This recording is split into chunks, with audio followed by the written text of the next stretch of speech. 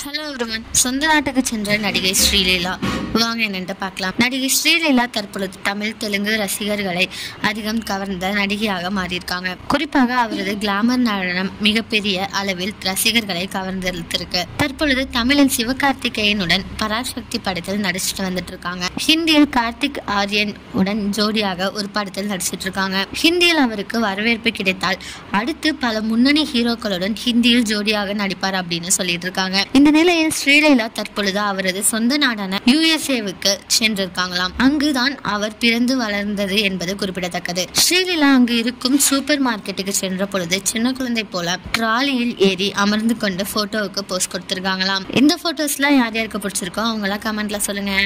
இதே மாதிரி latest cinema news update தெரிஞ்சுக்கணும்னா இந்த சேனலை சப்ஸ்கிரைப் பண்ணிக்கோங்க.